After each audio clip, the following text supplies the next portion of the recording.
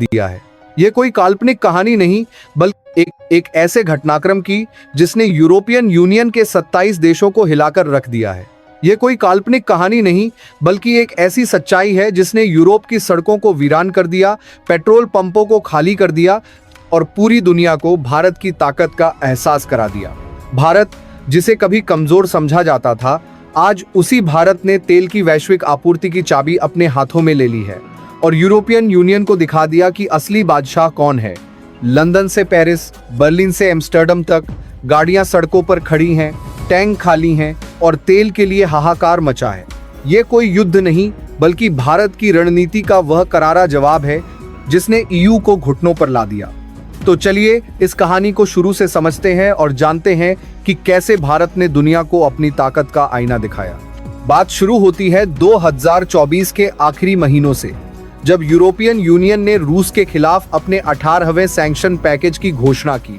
उनका मकसद था रूस से तेल और गैस आयात को पूरी तरह रोकना। लेकिन इस चक्कर में ईयू ने एक ऐसी गलती कर दी जिसका खामियाजा उसे आज भुगतना पड़ रहा है। उन्होंने भारत से आने वाले रिफाइंड पेट्रोलियम प्रोडक्ट्स जैसे डीजल, जेट फ्यूल और पेट्रोल पर भी सख्ती करने की कोशिश की। ईयू को लगता था कि भारत, जो रूस से सस्ता क्रूड ऑयल खरीदकर उसे रिफाइन करके यूरोप को सप्लाई करता है, उनकी शर्तों पर झुक जाएगा। लेकिन भारत ने जो जवाब दिया वो ईयू के लिए किसी बिजली के झटके से कम नहीं था। भारत ने न सिर्फ इन प्रतिबंधों को सिरे से खारिज किया, बल्कि अपनी तेल सप्लाई की रणनीति को पूरी तरह से पलट दिया। भारत, जो ईयू को हर साल 20 मिलियन टन डीजल और 15 मिलियन टन अन्य रिफाइंड प्रोडक्ट सप्लाई करता है, ने अपने 40% तेल निर्यात को अफ्रीकी और अन्य एशियाई देशों की ओर मोड़ दिया। जी हाँ, 40% और बाकी 60% सप्लाई को सख्त शर्तों के साथ ईयू को देना जारी रखा। नतीजा, यूरोप की सड़कों पर सन्नाटा पसर गया। लंदन की चमचमाती सड़कों पर टैक्सी ड्राइवर हड़ताल पर हैं। पेरिस में ट्रकों की कतारें लगी हैं। बर्लिन में फैक्ट्रियां बंद हो रही हैं और एम्स्टर्डम की गलियों में जाम का मंजर है। पेट्रोल पंप सूने पड़े हैं और तेल की कीमतें आसमान छू रही हैं। अब सवाल यह है कि भारत ने ऐसा क्या किया कि पूरा यूरोप हिल गया? जवाब है भारत की तेल आपूर्ति की ताकत। भारत आज दुनिया का तीसरा सबसे बड़ा तेल आयातक और रिफाइनर है। 2024 में भारत ने रूस से 50 अरब 300 मिलियन डॉलर का क्रूड ऑयल खरीदा, जिसे रिफाइन करके यूरोप को 45% से ज्यादा डीजल और अन्य प्रोडक्ट सप्लाई किए। भारत के पास दुनिया की सबसे बड़ी रिफाइनिंग क्षमता में से एक है, जिसमें रिलायंस जामनगर रिफाइनरी जैसे मेगा प्लांट शामिल हैं, जो हर दिन लाखों बैरल तेल प्रोसेस करते हैं। जब ईयू ने भारत के शैडो फ्लीट यानी उन जहाजों पर प्रतिबंध लगाने की कोशिश की जो रूस से क्रूड लाकर भारत में रिफाइन करते हैं और फिर ईयू को सप्लाई करते हैं, तो भारत ने पलटवार किया। भारत ने अपने तेल निर्यात के रूट को डाइवर्ट कर दिया। 40% तेल अब नाइजीरिया, दक्षिण अफ्रीका और केन्या जैसे अफ्रीकी देशों को जा रहा है, जो भारत से सस्ता और विश्वसनीय तेल खरीदने को तैयार हैं। इसके साथ ही भारत ने सिंगापुर और मलेशिया जैसे एशियाई देशों के साथ नए व्यापारिक समझौते शुरू किए। भारत का यह कदम न सिर्फ रणनीतिक था, बल्कि यह संदेश भी दे गया कि भारत अब किसी के दबाव में नहीं आएगा। यूरोप का हाल देखिए। भारत की 40% सप्लाई कटौती ने ईयू के 27 देशों में से 19 को घुटनों पर ला दिया। कुछ देशों में डीजल की कीमतें 3 गुना तक बढ़ गईं और अनुमान है कि अगर भारत 60% या 80% कटौती करता है तो कीमतें 8 गुना तक बढ़ सकती हैं। ईयू के पास अपना तेल रिजर्व तो है, लेकिन वह इतना सीमित है कि वह भारत की दैनिक सप्लाई पर निर्भर रहता है। यूरोप की जनता अब सड़कों पर उतर आई है। जर्मनी में लोग सरकार के खिलाफ प्रदर्शन कर रहे हैं, फ्रांस में ट्रांसपोर्ट सिस्टम ठप हो गया है और नीदरलैंड्स में ट्रांसपोर्ट कंपनियां दिवालिया होने के कगार पर हैं। विपक्षी पार्टियां संसद में सवाल उठा रही हैं, या तो भारत से तेल मंगाओ या कुर्सी छोड़ो।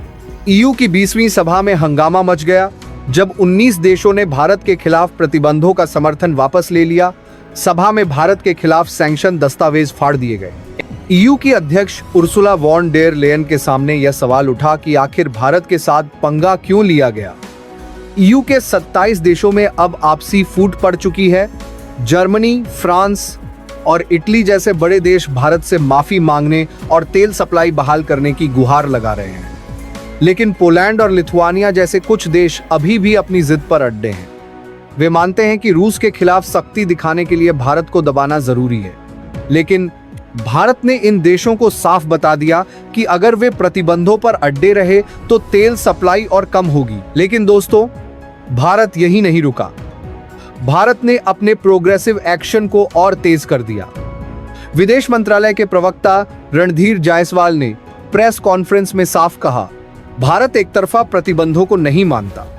हमारी ऊर्जा सुरक्षा और आर्थिक हित हमारी प्राथमिकता है। भारत ने ईयू को चेतावनी दी कि अगर प्रतिबंध नहीं हटाए गए तो तेल की कीमतें हर हफ्ते 10% तक बढ़ेगी। यानी अगर ईयू ने देरी की तो वह और गहरे संकट में फंस जाएगा। भारत ने न सिर्फ तेल सप्लाई डाइवर्ट की, बल्कि अफ्रीकी देशों के साथ $10 अरब के नए तेल व्यापार समझौते साइन किए। भारत ने अपने शैडो फ्लीट को और विस्तार दिया ताकि रूस और मिडिल ईस्ट से क्रूड ऑयल की सप्लाई बिना रुकावट जारी रहे। भारत ने यह भी साफ कर दिया कि वह अब तेल की कीमतों को कंट्रोल करेगा, न कि ईयू। यह भारत का वह मास्टर स्ट्रोक था जिसने ईयू को समझा दिया कि भारत अब वैश्विक तेल आपूर्ति की धुरी है। यह सिर्फ तेल की कहानी नहीं है, यह भारत की वैश्विक ताकत की कहानी है। भारत आज न सिर्फ तेल रिफाइनिंग में दुनिया का लीडर है, बल्कि वैश्विक सप्लाई चेन को कंट्रोल करता है। रूस से सस्ता क्रूड खरीदकर उसे रिफाइन करके और फिर दुनिया के कोने कोने में बेचकर भारत ने अपनी आर्थिक और रणनीतिक ताकत को साबित किया। ईयू को लगता था कि भारत उनके दबाव में आएगा, लेकिन भारत ने उल्टा ईयू को दबाव में ला दिया। भारत ने अफ्रीका, एशिया और लैटिन अमेरिका के साथ नए व्यापारिक रास्ते खोल लिए। रिलायंस और ओएनजीसी जैसी भारतीय कंपनियां अब वैश्विक तेल बाजार में नई ऊंचाइयां छू रही हैं। भारत ने यह भी साफ कर दिया कि वह अब किसी सुपर पावर के इशारों पर नहीं चलेगा। ना अमेरिका, ना ईयू, भारत अब अपनी शर्तों पर खेलता है। अब सवाल यह है कि यूरोप का अगला कदम क्या होगा। भारत ने साफ कर दिया कि अगर ईयू ने प्रतिबंध नहीं हटाए तो तेल की सप्लाई और कम होगी और कीमतें और बढ़ेगी। यूरोप की जनता पहले ही सड़कों पर है। जर्मनी में विपक्षी पार्टियां सरकार पर हमलावर हैं। फ्रांस में आपातकालीन मीटिंग्स चल रही हैं। नीदरलैंड्स में ट्रांसपोर्ट कंपनियां संकट में हैं। अनुमान है कि अगले 3 महीनों में ईयू की अर्थव्यवस्था को 100 अरब यूरो का नुकसान हो सकता है। और अगर भारत 60% या 80% सप्लाई कट करता है तो यह नुकसान 500 अरब यूरो तक जा सकता है। ईयू के पास अब समय बहुत कम है। या तो वे भारत के साथ व्यापार बहाल करें या तेल संकट में डूब जाएं। दोस्तों, भारत ने न सिर्फ ईयू को बल्कि पूरी दुनिया को एक संदेश दे दिया। भारत अब वह देश नहीं है जो दबाव में झुक जाए। भारत अब वह देश है जो अपनी शर्तों पर दुनिया को रास्ता दिखाता है। तेल की वैश्विक आपूर्ति की चाबी अब भारत के हाथ में है। भारत ने यह साबित कर दिया कि वह न सिर्फ आर्थिक ताकत है, बल्कि रणनीतिक सुपर पावर भी है। तो आपको क्या लगता है? क्या भारत का यह कदम सही है? क्या ईयू को अब भारत की ताकत का एहसास हो गया है? कमेंट बॉक्स में अपनी राय जरूर बताएं। और हाँ, इस वीडियो को लाइक करें, चैनल को सब्सक्राइब करें और बेल आइकॉन दबाना ना भूलें ताकि आपको ऐसी धमाकेदार अपडेट्स मिलती रहें। भारत की इस ताकत को सलाम और जय हिंद।